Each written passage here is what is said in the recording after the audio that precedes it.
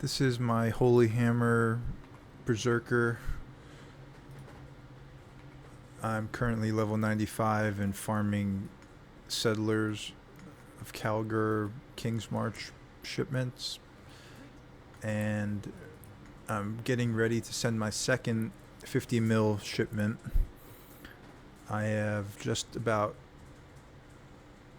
24 mil in crops and ores and bars saved up. So for now, I'm just going to do some finish up my last bit of farming and just kind of showcase how this farming strategy works, and also the Holy Hammers build that I'm working with. I'm using Marohi Urki for my Holy Hammers build because this was the weapon that I was really excited to play with this league with Holy Hammers, even though it doesn't have block like a staff would. I'm trying to overcome that with just big damage. So far it's going okay, but it's not the tankiest build. But my solution for that is just to get more damage. And with the new volatile Vol orbs, this mace I have here right now is not even close to what it could be. This is like my fourth or fifth attempt to volatile Vol orb. All of them poofed except for this one that didn't even go above what I would normally get. Like, so you can get like 649, 650 just with like a tempering orb on a 30 quality Karui Maul. So my goal is to get well into like the 700s, hopefully, for the increased physical damage on one of these maces by the end of the league. But for now, this will do. I'm going to keep farming with this. And the way I'm playing Holy Hammers is by using Feral's Fur for the power charge generation.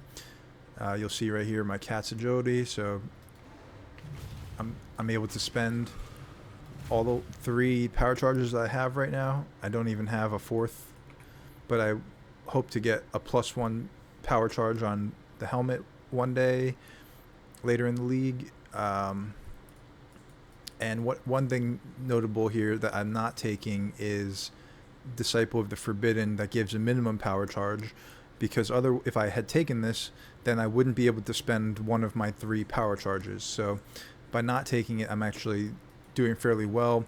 And because my slow attack speed, you see it's like a 1 second attack speed, a little under when I get onslaught up, I don't really burn through the power charges. By the time I spend 3 power charges, it's back up. It's not 100% uptime on power chargers, but it's pretty close to it. And especially if you're like in the mapping scenario, it's pretty close because you're not always constantly hitting. So here's my strategy. I'll just show you my scarabs real quick. I'm doing 4 ore deposits, maxing those out. Increased ore for each previous one that you've done, that you've completed. I'm doing harvest, double life force, and this is the expensive one, the Scarab of Refinement, to give me bars instead of ore, because my smelters in King's March are working full capacity right now to smelt my ores. I have all of this ore saved up that they're all rank 5 smelters, and I'm just backed up. So the only way for me to increase output is to use the Scarab, because the pace is really capped at the 6 rank 5 smelters. So just looking at my tree, this is not probably the best in slot Atlas tree, but the big thing here is Refiner's Bargain, converting sulfite to ore and life force to crops. And the sulfite, obviously you're going to go for the delve nodes to get more sulfite. I'm blocking a lot of stuff on here except for Blight, Calgar, and Harvest. I took some of the explicit modifier nodes just to increase quantity. I took all of these up here, and I'm just going for quantity. And I didn't. I'm already stretched pretty tight with points, just trying to get the delve, the harvest, and the Calgar. That's already a lot. So there's not really a whole lot of room for me to pick up like either like Eater or Exarch influence. Even though I'm running the influence, I can't, unfortunately. I don't have the points to like boost it up. I could also run memory strands. Sometimes I have to spec into this if I'm using the astrolabes, and I'll just remove points from like quant or something. I'll just take off random points here or there to allow me to do that. But because the astrolabes are kind of like expensive, I don't use them all the time. So let me go ahead and go into a map. I'm not running 8 mod maps right now just because my build is not strong, tanky enough. Like, the damage is there, but I just don't survive. So of course it would be better to have like over 100 quant on these things, but this is just how I've been running it for now. I like City Square, so I have Defiled Cathedral scried over onto City Square to farm apothecaries, even though I've gotten none, but it's just kind of like a jackpot that I might hit. So yeah, so this is a showcase, I guess, of the Holy Hammers. I'm Manual Warcrying 3, and I have Intimidating on Auto Exert. And Intimidating, where is it? You can see it right here. It's pretty much up at all times for all hits, and I still can quality up the auto exert to increase the cooldown if I needed it, which I guess I could just do that anyway.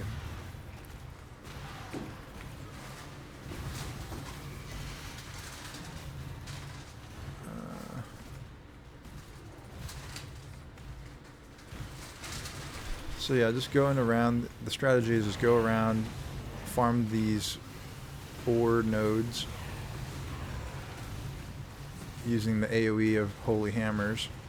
And you see 11, 25 iron, those are bars that I'm getting instead of ore. And you can see these map bosses, they're done, they're gone. Obviously this is only a 71 quant map that I put in there, but this build hits pretty hard with that mace compared to like the eventuality rod or the judgment staff or something that some people might use with holy hammers. You're going to get bigger numbers on a Moreau hierarchy build with holy hammers, and that gives you the ability to do things like Herald of Ash scale. Hatred is what I'm working towards later to scale that because of the massive amount of physical damage that you have on the weapon. Like, you can do that obviously with a judgment staff or an eventuality rod, but it's just not as, you're not getting that big of a damage increase on that. I mean, the trade-off of course is that you're getting crit on the judgment staff, you're also getting power charges, but my way to deal with that is I'm going to be working and farming up for the end goal is to get the diamond shrine belt from the new belt, to have diamond shrine and maybe massive shrine, assuming that the resist one is just going to be way too expensive. That I'll never. That would be probably best in slot, would be to have the resist one, but I imagine that one's going to be like multi-mirror prices. So right now the prices for the massive shrine and the diamond shrine, that's about 200 to 210. I think I saw it for divine, and that's achievable. That's like mage blood prices. So that's my goal for that, and I've already got the King of the Mists ready to use that bloodline ascendancy once I put that on, and then that opens up tinctures. It opens up some other things as well.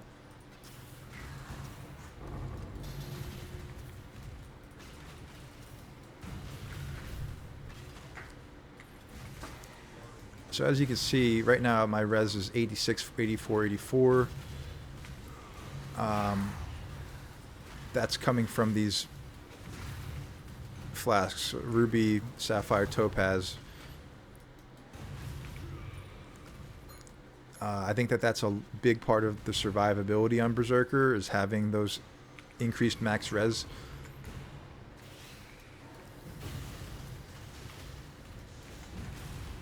The chieftain nodes are definitely really strong, but you would lose out on a lot of the things that Berserker gives, which for this build, attack speed I think is one of the most important things that makes this build playable. It's getting us to over, generally, like, you want 1 attack per second, like, at least. If you're slower than that, it's going to kind of feel pretty bad in my experience. So when I have 53 rage up, you're getting 53 increased attack speed, but you're also getting from Rite of Ruin 50% increased effects. So that's really more like 75% increased attack speed on Berserker. Not to mention the more damage multiplier that's also getting increased by Rite of Ruin. So it just works really nicely if you can fit it in. And then Aspect of Carnage for the 40% more damage just makes this feel really good, damage-wise at least. So right here you can see the crops accumulate. I get no life force doing this, but I'm getting crops, which I calculated it out, and it's like more than doubling like what my farmers do in a day. Like, just by farming these maps, like, I'm more than doubling the rate that I'm gathering crops. So really great way to farm, and you can like control how much crops you're going to get. You're not just waiting for your farmers who are like capped at a certain amount at rank 5 to farm your crops. I can get a shipment out multiple times per week for 50 million is my goal here, rather than waiting the standard 7 to 8 business days or whatever for your farmers to farm up your crops. So that's really the benefit of investing heavily into settlers, is that you can send out multiple shipments, and I messed that up. Oh well, still got 619 Verisium.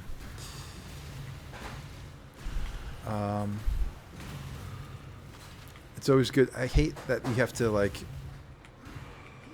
fight while you're channeling the Verisium, because basically the way to deal with that is you have to clear out the area before going to channel it, which I thought I did there, but apparently I didn't. So this map is complete.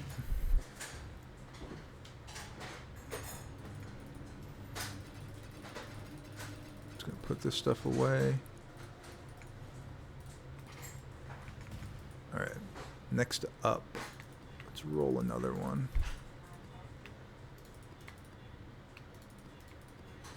What I'm generally looking for is like over 70 quant and modifiers that don't brick my build, like this one.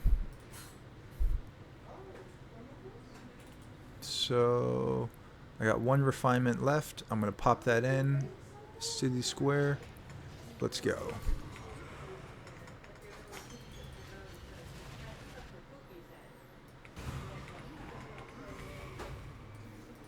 I didn't talk a whole lot about Holy Hammers yet, but look at that off-screen AOE clearing on this build. That's why I would recommend this to somebody who is looking for that.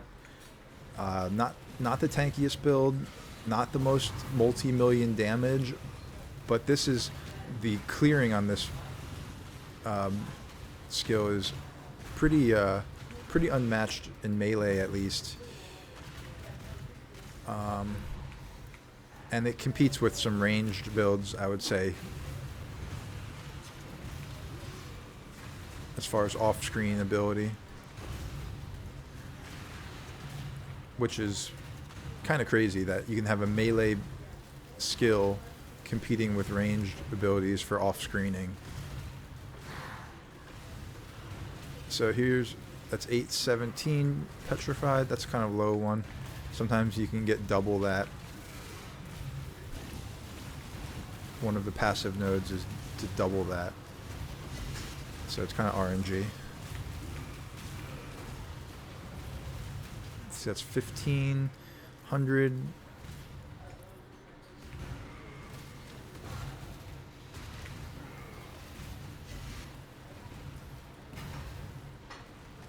Rarity. I'll take rarity. I'll be sapped. Sapped is okay. This one, I'll take quant. I'm okay with the nearby enemies getting... See this circle here? For those who don't know, by selecting that altar with nearby enemies, they're going to do a ton more cold damage to me. But my plan is just to kill them from outside the circle with the type of AOE that this has. I think I need to go back. I skipped. Let me go clear the boss.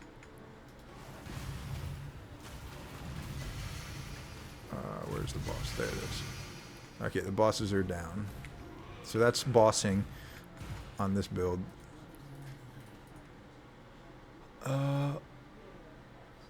Okay, Wish for Rust.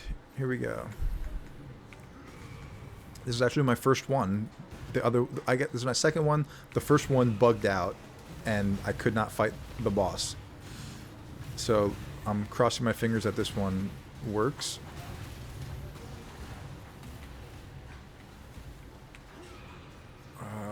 Let's see. Where the hell is he? Oh, don't tell me the same thing happened. Are those the bosses? Yes! We got it. The black bar, yeah. My first... Oh my gosh, another one. Oh, yes. That was perfect. Okay, that was my first... I didn't even get to see the boss because the Holy Hammers were off-screening them, but...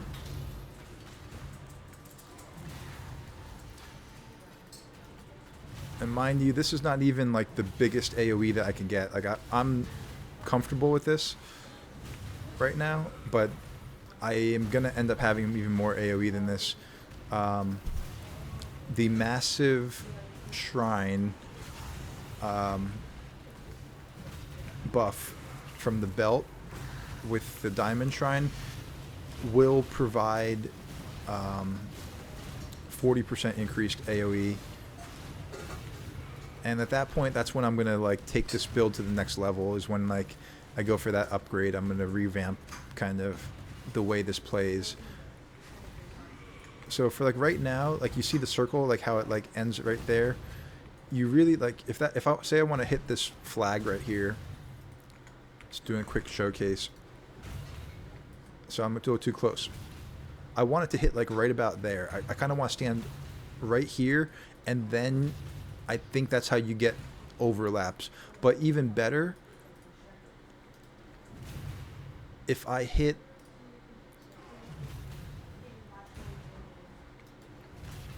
right there, I think that's where you have the potential to get more overlap, multiple hits.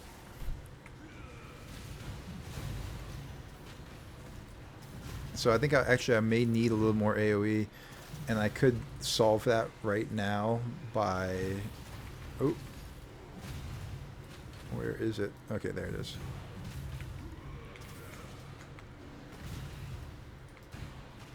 Yeah. It's a lot bigger now.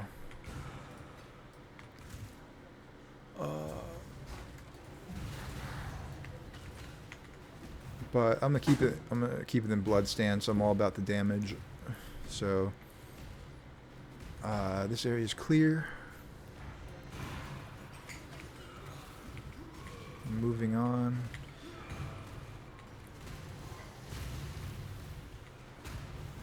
Let's see if there's anything else in this map.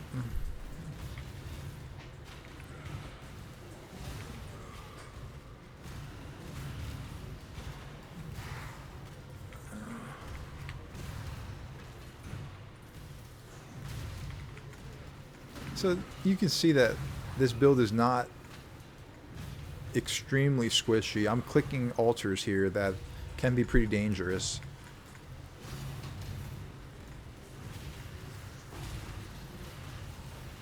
So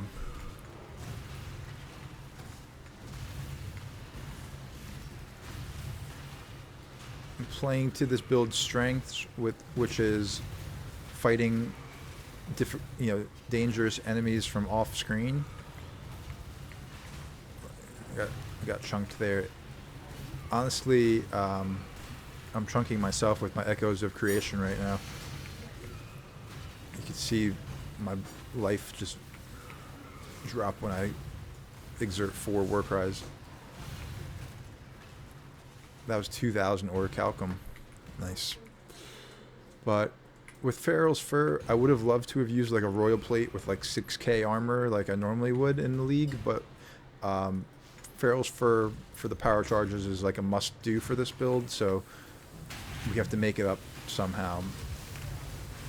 I don't have a lot of armor.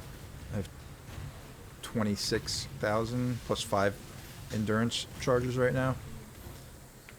So that's like the bare minimum in my mind to like mitigate the Echoes of Creation.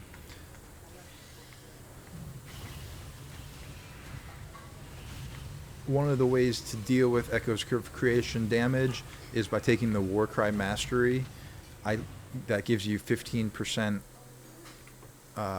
life back when you Warcry, and that happens even if you're in a map that doesn't allow regeneration. It's instant recovery, so it can be very helpful.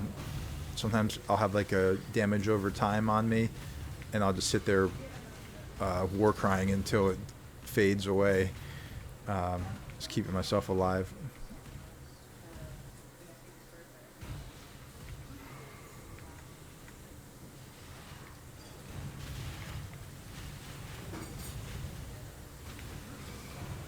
So kind of piano playstyle, but as you can see, 2 of my war cries get 6 and 7 exerts before I have to recast them.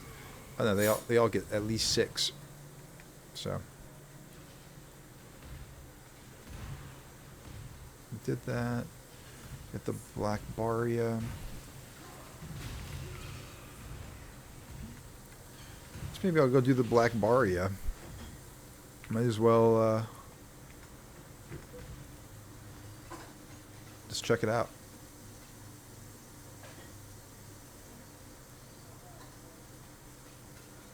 Alright, I guess I can't. Okay, I can store it there.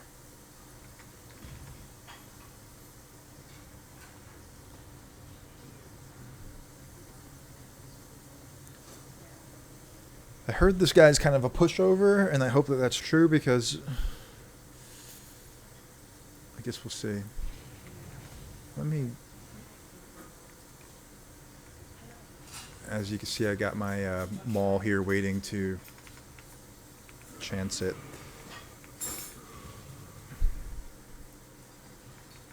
Oh wow, this is cool.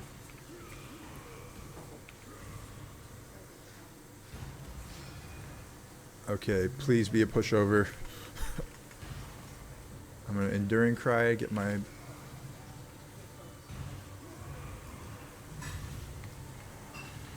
Alright. Now we try to position ourselves.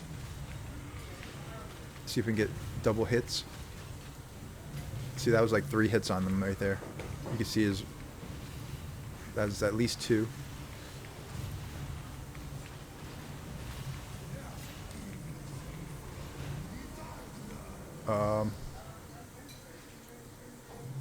Not sure what to do there.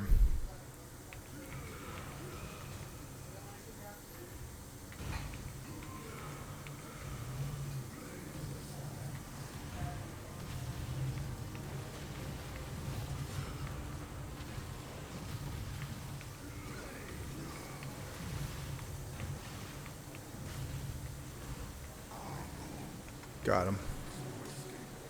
Good thing we had this one death. Oh, we got the belt. Oh my lord, we got the belt.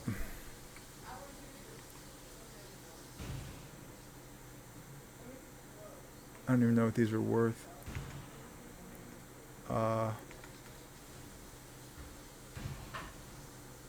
What does this guy offer? I haven't looked at this yet. Oh, the cruelty I heard about. So damage over time.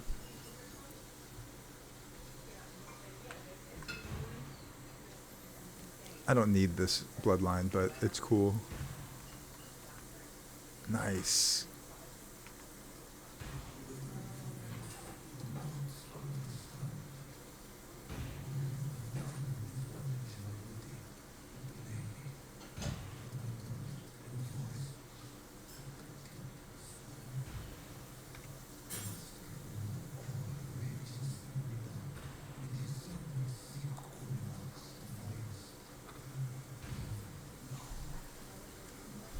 Nice.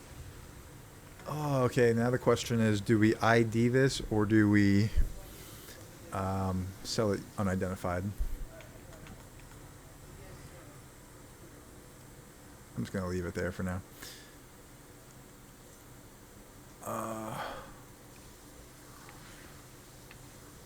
Oh, wait. You don't lose experience on a boss fight like that, I don't think. Oh, that's awesome. Oh my gosh, this is one of the... It covers the entire map. That's going to be so good.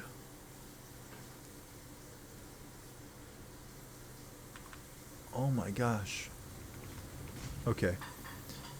Anyway, next, the main event here. Preparing the shipment. Wait a minute. I don't have enough dust yet. I only have 22 mil.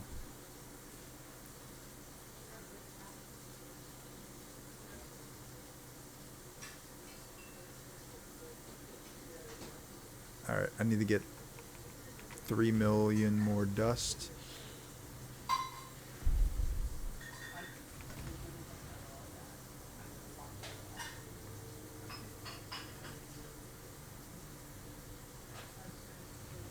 Try not to break into my divines right now.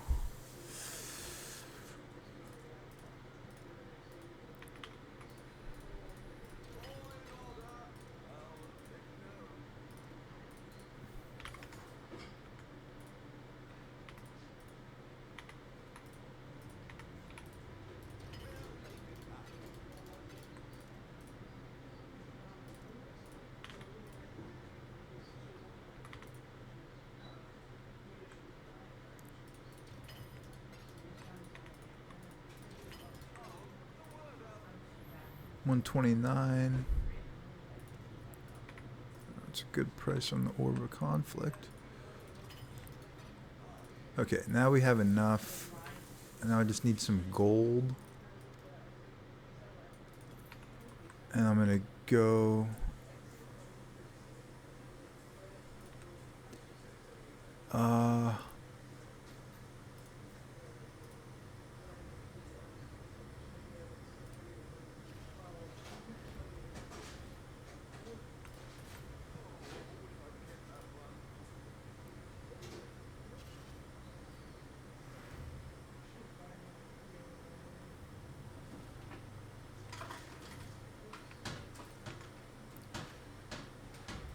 I'm willing to spend... I just bought these for 74 and 75. I was trying to get these for under 70 to kind of reduce my costs. Some people would throw them up there. Oh, I already had one in the works. I didn't need to buy two, but I'll have extra. That's fine. So I need to wait for that. This one will get me to 24. Might as well just go run another map.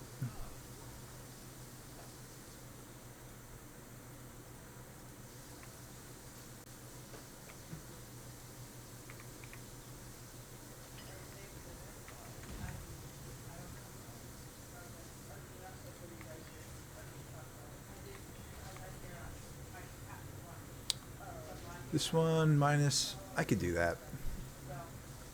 It's a nice number. Let's reset our scarabs. Doubling, enriching.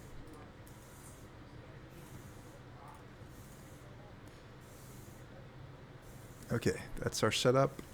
We got the right atlas tree.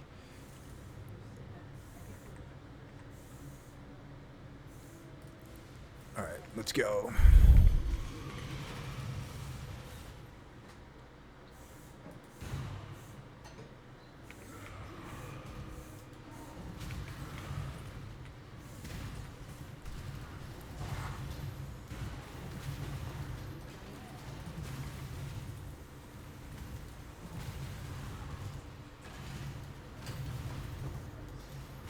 All right, let's start it up with one of these. So one thing to keep in mind, I always try to save my Verisium nodes, if there's one inside the map, for last, because you will get 15% more for each previous ore farmed. So this will be number 2. And I should be able to get like maybe 5 or so, maybe before. I don't know how many. Let's count. I've actually never counted how many I'm getting per map. It's 1,500 bars. That's 2.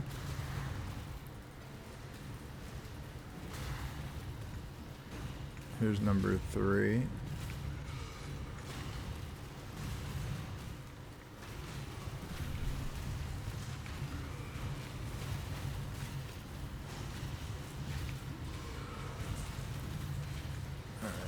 So one of mine got replaced by these lost goods. But I will take the goods. Sometimes get a good tattoo or a rune graft inside those. It's around 3 right now. This is number 4. Okay.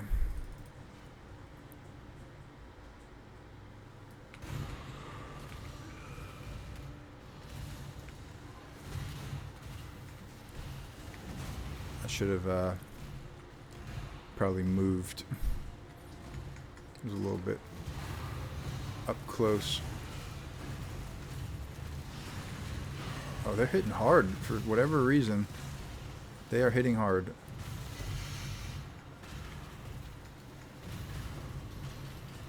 Oh, I know what it is. It's 15% minus all res. I'm in the 60s on my resistance right now. Barely scraping 70.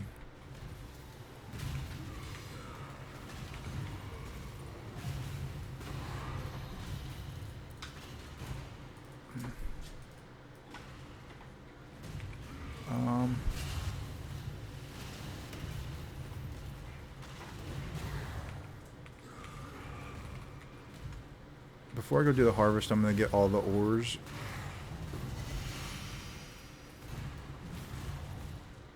Because harvest can be dangerous.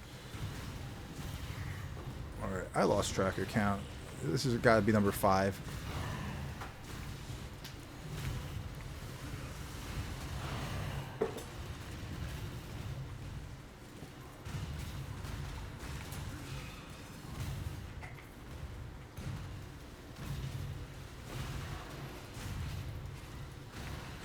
$2,000 crimson from that. Wow.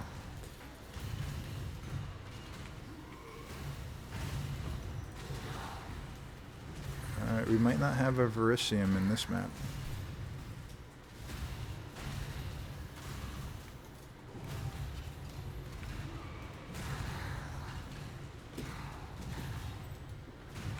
Which is probably okay, because I probably would just die to the Verisium monsters,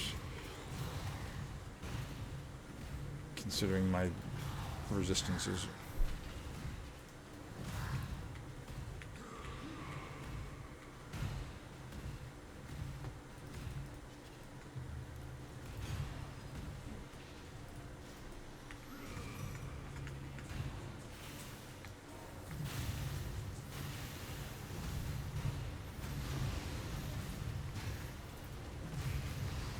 So with these crops, you're getting random crops. So I don't think the color of the life force matters anymore.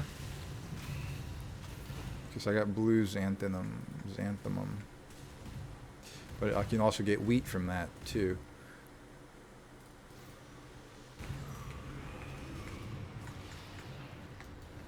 So the nice thing is that if you're going to, say, do like crop rotation for your strategy, you can just build up whichever one makes sense. You don't have to worry about like trying to get, say, yellow life force or something.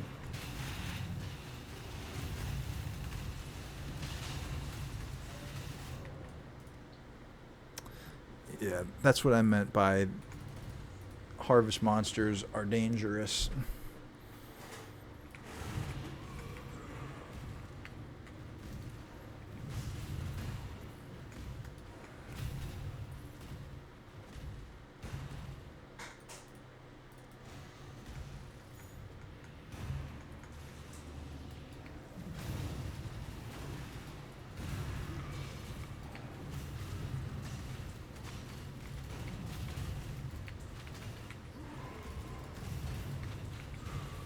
Corn, 460 corn. Oh, nice.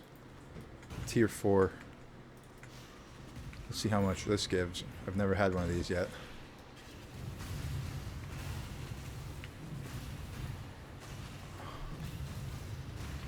Hopefully we can kill it.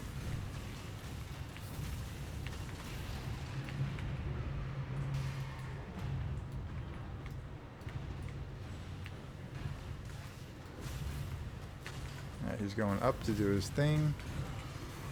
It's a good sign.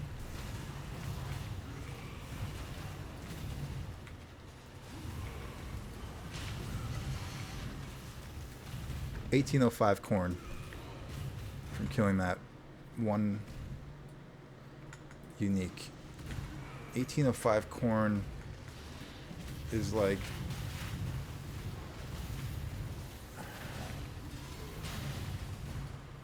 it's close to like a fourth of what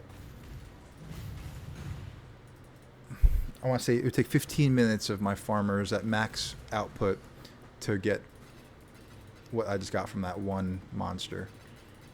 So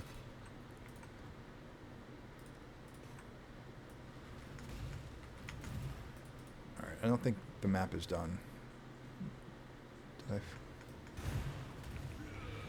don't even remember if I cleared it, everything. Okay, maybe the map is done. But we didn't do Varasha yet. I'm not doing that. I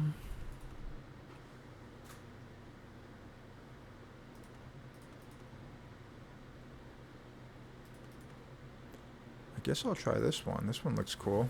See how much gold we get from it. We're at 46,000 right now.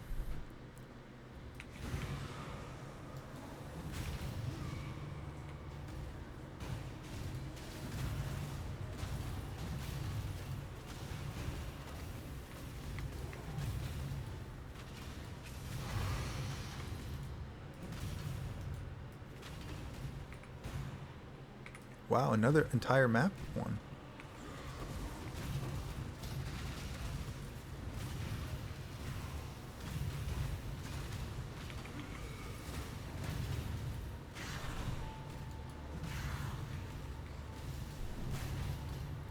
Got two in one day. It's like GGG turned on the loot. Sometimes I wonder if that's what they do, is like they have like the first couple days the loot is turned off and then they turn it on whenever they have like a button to turn the loot on. Like the first couple days you have to get really lucky to find something valuable.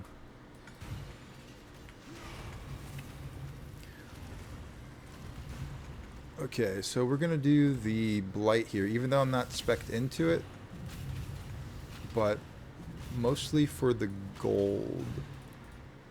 I've found that blight inside here can give a ridiculous amount of gold.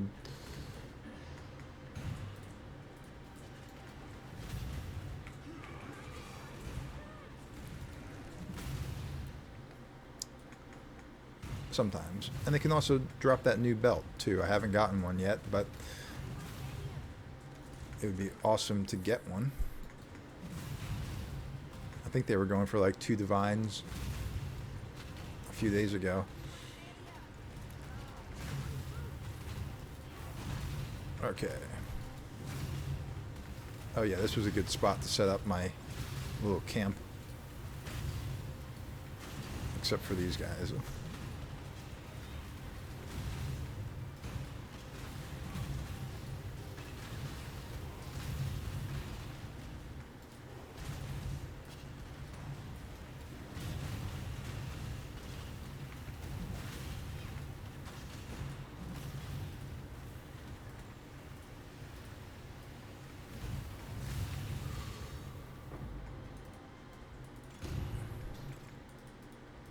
Okay, yep.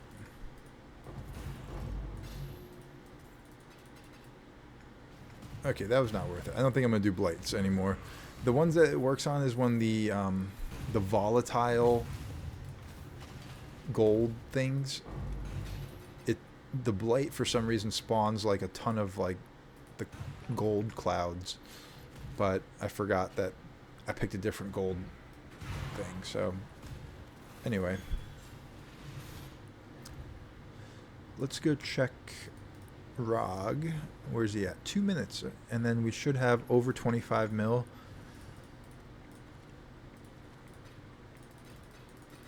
And we'll send the 25 or 50 mil shipment. Just waiting for Rog to finish up with that.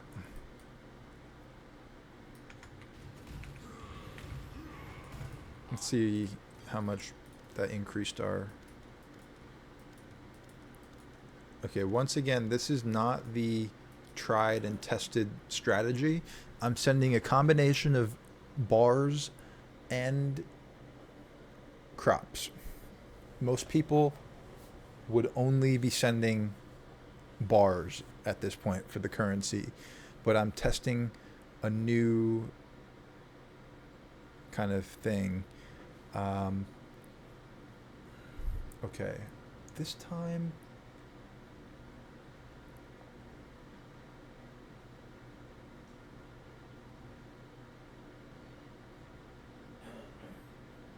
I'm gonna go to Ribbenfell this time. Last time I went, you know what? Actually, this is a tough one. Tattoos or rune graphs?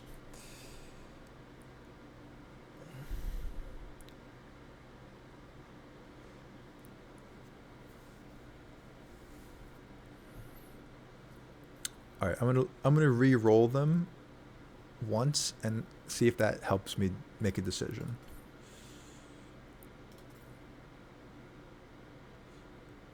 Okay, it's looking like we're gonna go to Nagakanu because it has a better bonus, I think.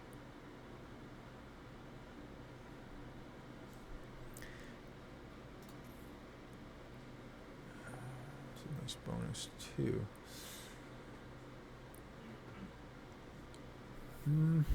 Actually,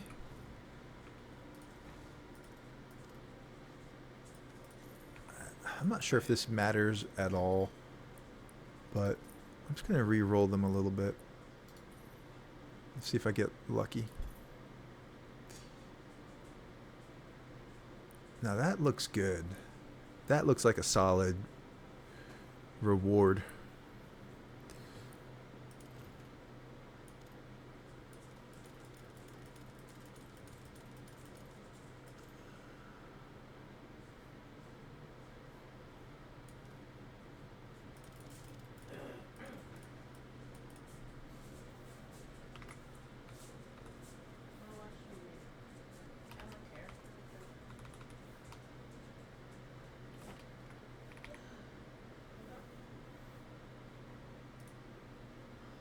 Okay.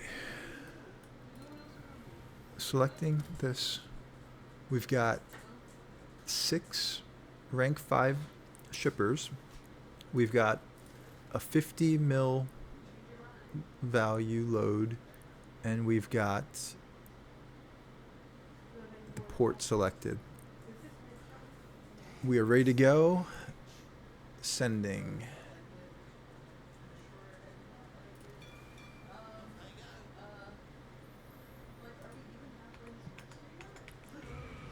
Okay.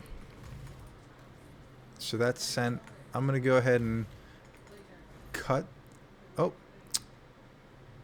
I completely forgot these guys have not been mapping because they've been kidnapped this whole time. Let's go save them real quick.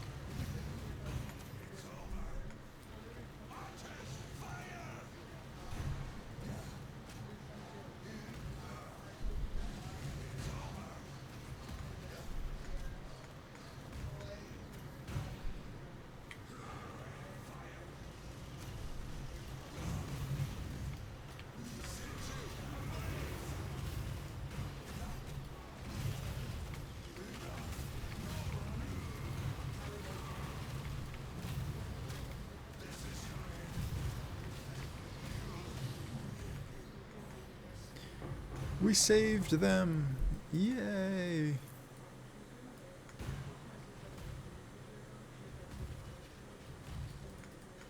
Okay. They're rescued.